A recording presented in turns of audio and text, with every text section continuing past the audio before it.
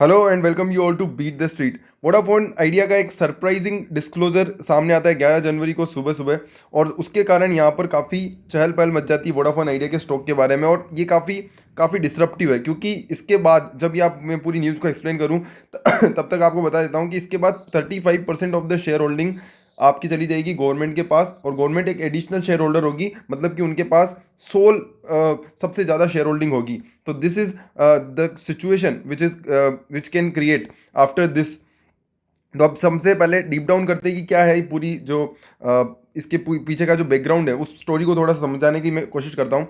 तो आपको पता होगा, तो एक टेलीकॉम रिफॉर्म पैकेज करके गवर्नमेंट ने अनाउंसमेंट किया था, और उसमें बताया गया था कि हम 4 साल तक कोई भी यहाँ पर तीन चीज़ें डिस्कस की गई। तो डिपार्टमेंट ऑफ टेलीकॉम, जो कम्युनिकेशन का जो हमारा डिपार्टमेंट है इंडिया का, उन्होंने क्या कहा कि हम जो स्पेक्ट्रम ऑक्शन का जो इंस्टॉलमेंट है उसको 4 साल तक डेफर कर रहे हैं, पहली चीज़।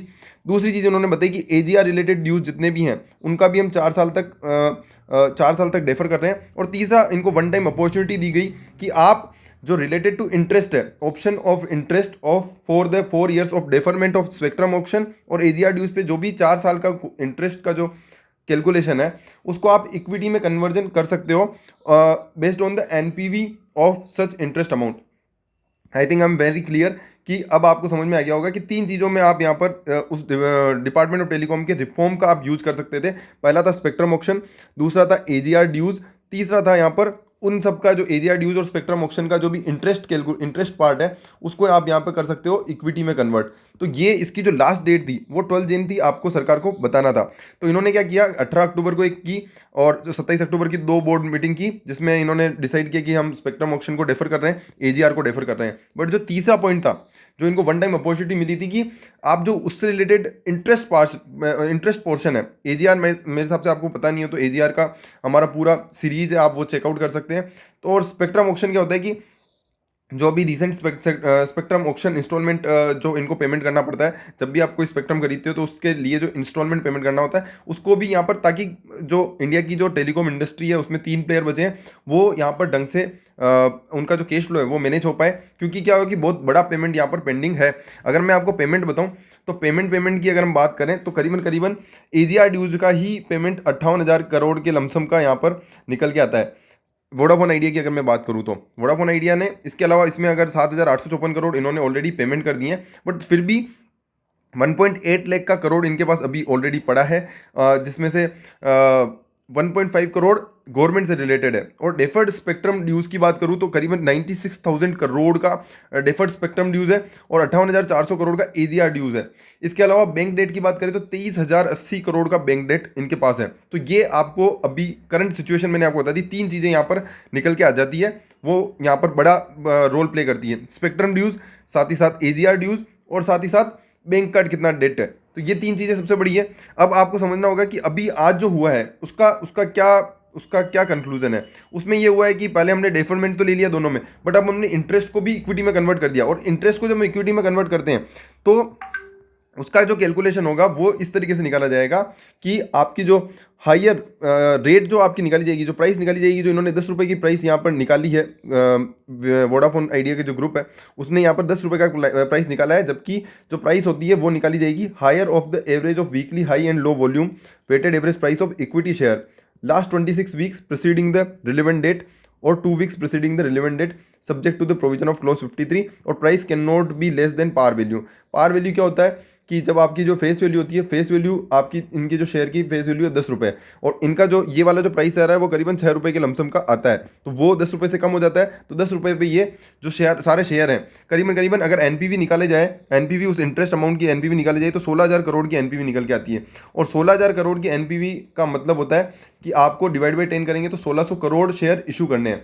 अगर अभी हम शेयर की बात करें, टोटल शेयर अभी कितने हैं, तो 2,800 करोड़ के शेयर अभी टोटल हैं। इसके बाद 1,600 करोड़ का शेयर जो है वो गवर्नमेंट को इशू किया कर देते हैं, तो 36% का जो स्टेक है वो गवर्नमेंट के पास चला जाता है, जो कि मेजोरिटी स्टेक होता है। क्योंकि इसके बाद प्रमोटर है वोडाफोन, जिसके बाद 28.5% स्टेक बचता है, और 17.8% आदित्य बिरला ग्रुप के पास बचता है। अदरवाइज जो सारा पैसा है वो फिर अदरवाइज जो सारा है मनी है वो इस तरीके से आप कैलकुलेट कर सकते हैं, और 36% फिर इसके बाद आपके गवर्नमेंट के पास चला जाएगा। तो this kind of situation is created. तो ये सारी चीज़ें हो रही है अभी करंटली वोडाफोन आइडिया में। और अभी अगर हम देखें तो दिस इज ए नेगेटिव, क्योंकि जब भी इक्विटी डाइल्यूशन होता है, हमने एक और वीडियो भी बनाई थी और मैं आपको हमारे ट्विटर पे भी लेके चलता हूँ जहाँ पे हमने इसके बारे में ऑलरेडी डिस्क्लोजर दिया हुआ है। तो इसमें हमने सुबह ही अपडेट दे दी थी, बिग अपडेट इन टेलीकॉम, और वहाँ पे मैंने हाईलाइट भी करके डाला था कि किस तरह से बोर्ड ने इसे अप्रूव कर दिया। इसके कारण काफ़ी बड़ा इक्विटी डाइल्यूशन होगा कि सरकार को तो 16,000 करोड़ का एनपीवी मिल जाएगा, और ये अभी भी सब्जेक्ट टू डीओटी अप्रूवल है। मैं आपको बता दूं, डिपार्टमेंट ऑफ टेलीकॉम अगर इसको अप्रूव नहीं करता 16,000 करोड़ का जो एनपीवी इन्होंने निकाला है, या फिर उनके वो डिस्क्रिप्शन पर डिपेंड करता है कि गवर्नमेंट को इसको लेना है या नहीं लेना है, कि वो इसको प्रेफरेंस शेयर भी रख सकती है, इसको इक्विटी शेयर भी रख सकती है, इसको कंपल्सरी कन्वर्टिबल या ऑप्शनली कन्वर्टिबल इक्विटी शेयर भी रख सकती है। तो these are kind of situation. और साथ ही साथ जो ये शेयर होल्ड किए जाएंगे वो किए जाएंगे यूनिट ट्रस्ट ऑफ इंडिया के नाम पे on the behalf of government. तो ये सारा चीज़ यहाँ पर रहेगा टोटल। इसके अलावा जो कंपनी को वैल्यूएशन जो आंका गया है वो 10 रुपये के ऊपर आंका गया है, जबकि अभी करंट प्राइस जब ये सारी चीज़ डील हुई, वो डील तो हुई नहीं है आई थिंक, जब ये सारी चीज़ें हुई है तब 16 रुपये का यहाँ पर हमारा शेयर प्राइस मार्केट में चल रहा था। सीएमपी 16 रुपये की थी, जो आज घट के आप कह सकते हैं 12-15% का यहाँ पर डाउनफॉल, बहुत बड़ा डाउनफॉल देखने को मिला है। इसके अलावा जो इक्विटी डाइल्यूशन इज ऑलवेज, अगर आपका जो पैसा है जो एग्जिस्टिंग शेयर होल्डर्स को नहीं मिल रहा है, तो मान लीजिए आपके पास 100 शेयर हैं, तो उसका मतलब ये हुआ है कि आपने 100 शेयर फ्री में गवर्नमेंट को दे दिए हैं, 100 में से 35 शेयर फ्री में गवर्नमेंट को दे दिए, आपको उसके बदले में कुछ भी नहीं मिला है। This is kind of situation वो जो कि इसके कारण यहाँ पर ये हुआ है। इसके अलावा मैं आपको बताया था बैंक की लाइबिलिटी 23,000 करोड़ की है। इसके कारण होगा क्या, अभी तो फिलहाल 4 साल तक कोई अभी जो भी पेमेंट आएगा पिछले आगे आने वाले 4 सालों में, वो तो बैंक्स के पास ही जाएगा। और अब गवर्नमेंट इसको किस तरह से कंसीडर करती है, गवर्नमेंट का किस तरह से अप्रूवल होता है, वो यहाँ पर कहीं ना कहीं देखने लायक होगा। बाकी ये वीडियो है जिसका हमने पिछले 11 महीने पहले ही इसको एक्सप्लेन किया था कि किस तरह से equity dilution can be negative for the existing share holders. उसका लिंक भी मैं आपको डिस्क्रिप्शन में दूंगा, वो आप जाके चेकआउट कर सकते हैं कि किस तरह से ये जो सारी चीज़ें हुई है, जो हमने पहले 11 महीने में ही एक्सप्लेन कर दी थी। और हमारा हमेशा से व्यू इस पर थोड़ा सा नेगेटिव रहा है, क्योंकि जो टेलीकॉम का जो सेक्टर है पूरा जिस तरीके से डिसरप्ट किया गया है जियो के द्वारा, और एयरटेल और वो दोनों के पास करीबन 80% का अभी मार्केट शेयर ऑलरेडी वो दोनों पास लेके बैठे हैं, और अब 20% का मार्केट शेयर है, जिसके ऊपर काफ़ी है ना, जो 2G है वो सबसे बड़ा इनका मेन सेक्टर है वोडाफोन आइडिया का। और अब देखना होगा 5G अगर आ जाता है तो किस तरह से मार्केट डिसरप्ट होता है। बट एज ऑफ नाउ मेरे को लगता है कि ये जो चीज़ें हो रही है उसके कारण ये जो वोडाफोन आइडिया है वो कहीं ना कहीं गवर्नमेंट कंट्रोल्ड हो जाता है, अगर ये सब कुछ सक्सेसफुल होता है तो। और एक बार यह देखना होगा कि गवर्नमेंट का क्या स्टेंस रहता है, गवर्नमेंट इस पर क्या पॉइंट ऑफ व्यू देती है, और आगे आने वाले समय में आपको ये वीडियो में भी देखने को मिल जाएगा। बट एज ऑफ नाउ मेरे हिसाब से अगर आपका अच्छा खासा रिटर्न बना हुआ है, 8 रुपये पे खरीदा हुआ है, 6 रुपये पे खरीदा हुआ है, 4 रुपये पे खरीदा हुआ है, तो एक बार मेरे हिसाब से आपको निकलना चाहिए, क्योंकि 10 रुपये का प्राइस एक बार कहीं ना कहीं दिखने को मेरे को लगता है कि देखने को आपको मिल सकता है, क्योंकि जो प्राइस पे जिस पे शेयर इशू किए जाएंगे गवर्नमेंट को, वो 8-10 रुपये का करीबन रहेगा, तो वो कहीं ना कहीं होल्ड करेगा। और हमारे जो वैल्यूएशन है जो अभी चल रहा है 16 रुपये का, जो 12 रुपये का हो चुका है, वो कहीं ना कहीं यहाँ पर आपको डिस्टर्ब होता हुआ दिखेगा। तो ये सारी चीज़ें हैं जो नेगेटिव रहेगी वोडाफोन आइडिया के शेयर होल्डर्स के लिए। अगर आपको कोई क्वेश्चन है तो आप कमेंट सेक्शन में या हमारे व्हाट्सअप नंबर नीचे दिए हुए हैं वहाँ पर आप डाल सकते हैं। साथ ही साथ आप हमारे टेलीग्राम ग्रुप में ज्वाइन कर सकते हैं, वहाँ पे हम हर संडे को एक लाइव सेशन रखते हैं जहाँ पर आप अपनी क्वेरीज पूछ सकते हैं और वहाँ पे हमारे साथ डिस्कस कर सकते हैं। तो this is kind of services we are providing right now. और अगर आपको चैनल पसंद आता है तो लाइक शेयर सब्सक्राइब करें, और साथ ही साथ ट्विटर पे फॉलो करें ताकि वहाँ पे आपको अपडेट्स फास्ट मिल सके।